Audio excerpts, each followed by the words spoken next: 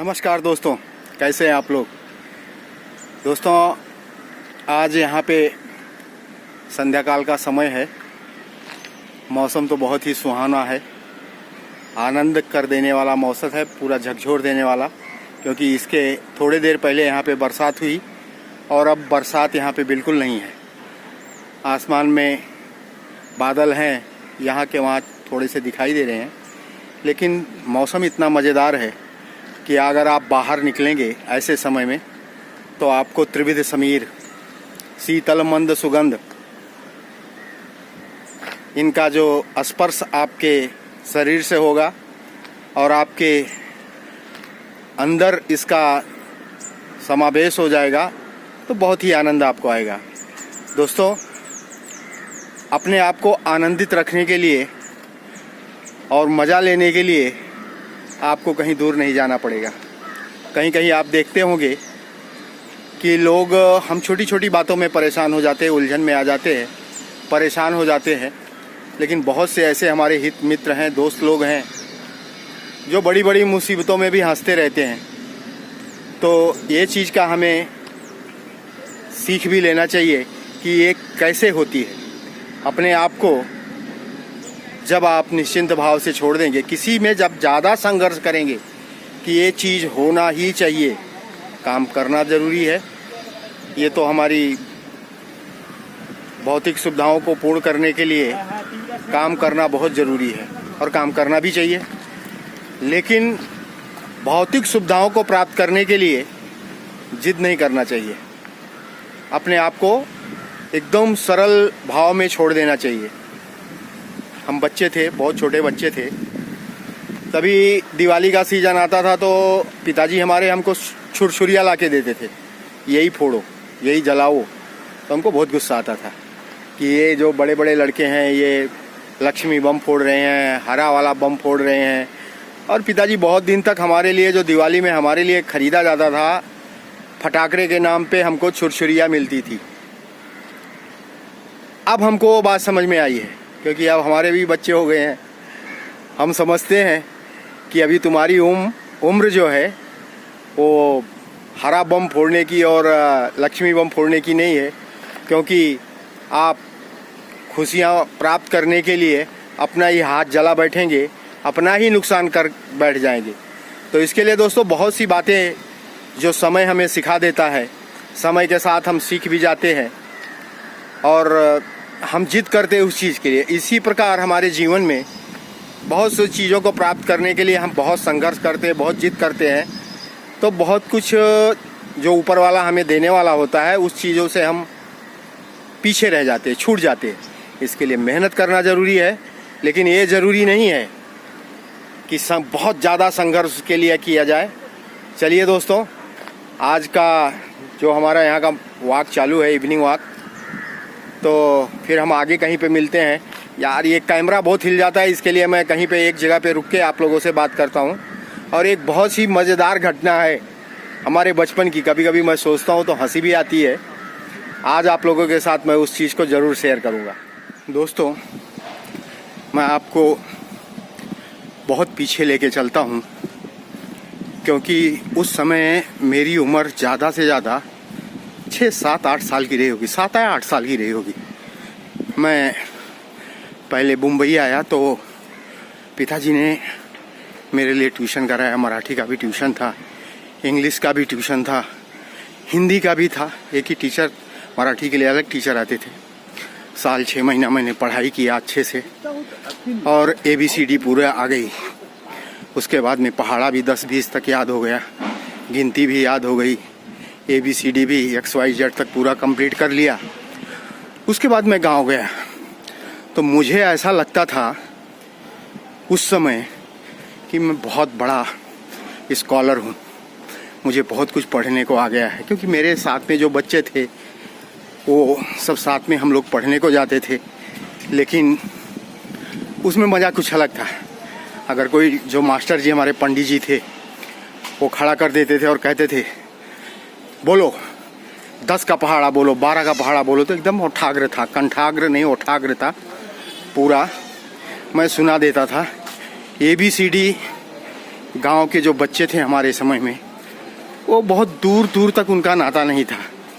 मराठी के भी 2-3 शब्द सीख लिए थे, वो भी मैं बोल दिया करता था बीच बीच में। कोई छोटे मोटे गाना का टुकड़ा भी याद रहता, नहीं अपने आप को शहंशाही समझता था और अपने आप को मैच्योर बड़ा भी समझता था। लेकिन घर के अंदर जो मेरी साइकिल थी चाचा जी की, वो फैज़ाबाद में पढ़ने जाते थे, कभी कभी आते थे वहाँ से, लेकिन वो साइकिल छूने की इजाज़त मुझे बिल्कुल नहीं थी। बराबर मैं वो जो डंडे के अंदर पाँव डाल के चलाया जाता है, थोड़ा बहुत वो चलाता था, वो भी पूरा नहीं चला पाता था। लेकिन मैं अपने आप को बहुत बड़ा शहंशाही समझता था। यही सोचता था कभी मौका मिले तो मैं इस साइकिल को लेके ज़रूर कहीं ना कहीं जाऊंगा। और दोस्तों, एक दिन मुझे मौका मिल गया। देखा तो साइकिल आके खड़ी है बरामदे में, और मेरी आजी थी। मैं उनसे पूछा, भाई चाचा कहाँ गए? तो बोले वो तो आज गए हैं ननिहाल अपने। मैं बोला किसके साथ? बोले वो गांव में किसी के साथ में गए हैं, स्कूटर था उसके साथ बैठ के चले गए। अरे मैं बोला मौका अच्छा है। और घर में मेरे जो बाबा जी थे, ग्रैंडफादर थे, उनका बहुत ही अच्छा सपोर्ट था। ऐसा था कि अगर आप 2 गिलास दूध पी लो तो आज स्कूल मत जाओ, इतना अच्छा सपोर्ट था। कोई कितना भी कहे, लेकिन उनका सपोर्ट बहुत मजबूत था। तो मैं साइकिल लिया, 9 बजे बस्ता लेके चल गया। थोड़ी सी दूरी पे था, 2 किलोमीटर। बीच में नदी थी, नदी के ऊपर पुल बराबर नहीं था, लकड़ी रखी हुई थी 2 मोटी मोटी। लोग उसी पे चढ़ के इस पार से उस पार जाते थे। मैं साइकिल को भी ऐसे लेके गया। कुछ दूर पैदल चलाता था और कुछ दूर साइकिल को कैंची चलाता था। हमारे यहाँ कैंची कहते हैं इसको, उससे चलता था। लेके गया स्कूल में, साइकिल खड़ा किया तो अपने आप को और बड़ा बादशाह समझने लगा। साइकिल से आया और बहुत दिन भर सब पढ़ाई होती थी, लेकिन मैं साइकिल को ही देखते रहता था चारों तरफ से। कभी उठ के छू लेता था, कभी देखता था।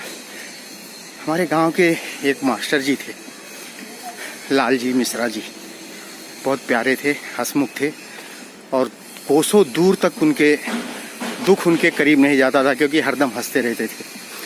और वो मुझे चाचा कहते थे। मेरी उम्र उस समय 7-8 साल थी और वो 25-30 साल के थे, लेकिन चाचा ही बोलते। काका, बोले काका साइकिल लेके आए हो? मैं बोला हाँ, आज मैं साइकिल से आया हूँ। बोले बहुत अच्छा है। तो और तो सब बातें जाने दीजिए, लेकिन शाम का समय हुआ, 4 बजे आए मेरे करीब और बोले काका मेरा एक काम कर दो। मतलब बोलो क्या कर दूँ? बोले वो सामने चलो, मशीन लगी हुई है, वहाँ पे मैं गेहूँ पिसाने के लिए दिया हूँ तो बोरे में, और कैरल पे मैं रख देता हूँ, आप उसको लेके घर पर आराम से पहुँच जाओ। मैं बोला बाप रे बाप, मन ही मन तो बहुत तकलीफ हुआ। कैंची भी नहीं चला पाऊँगा, क्या करूँगा? लेकिन साबसी बस मैंने कह दिया हाँ ठीक है। तो जान तो मुसीबत में अटक गई, लेकिन फिर भी मैं हिम्मत करके उनको ना नहीं कह सका। और जब 4 बजा तो सब लोग मुझे ही देखते थे, गांव के जो और बच्चे थे। भाई एक साइकिल लेके आया हूँ, बहुत ही खुश था उस समय। लेकिन प्रॉब्लम क्या था कि सब लोग मुझे देखते थे, मैं अपने आप को और फूला नहीं समा रहा था। लेकिन उसमें साइकिल लेके तो चल दिया, अब आगे का हैंडल संभलता नहीं था। बस्ता लाद लिया, गेहूं का बोरा रख दिए पीछे पिसवाई करके, और वो निकल गए अपने दोस्तों के साथ। जो उनके साथ और दोस्त लोग आते थे उनके साथ वो चले गए। लेकिन मेरा क्या हालत हुई, साइकिल को संभालूं कि अपने आप को संभालूं। बहुत हिम्मत करके मैं ढकनिया के धीरे धीरे साइकिल को लेके नदी के किनारे पहुंचा। अब वहाँ पे आगे नहीं पीछे नहीं कोई नहीं, क्योंकि जो मेरे साथ में बच्चे थे वो आज मुझसे बहुत ज़्यादा आगे निकल गए थे। किससे उम्मीद करूं? मास्टर लोग भी सब निकल गए थे। मैं बहुत ही थोड़ा समय वहाँ पे बैठ के सोचते रहा। उसके बाद हिम्मत किया मैंने, और वो जो 2 मोटी मोटी लकड़ियाँ थी नदी के ऊपर रखी थी, उसी के ऊपर से आना जाना रहता था। अच्छा अनुभव था हमारा। पैदल वैदल तो हम आराम से कूदते काटते निकल जाते थे नदी में। उस समय 4-5 फीट पानी रहा होगा, चढ़ा दिया साइकिल मैं दोनों बल्लियों पे, एक बल्ली पे मैं, एक बल्ली पे साइकिल का अगला टायर लेके गया।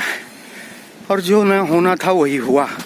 बीच धारा में पहुंचकर साइकिल के साथ आटा, मेरा बस्ता सब पानी के अंदर चले गया।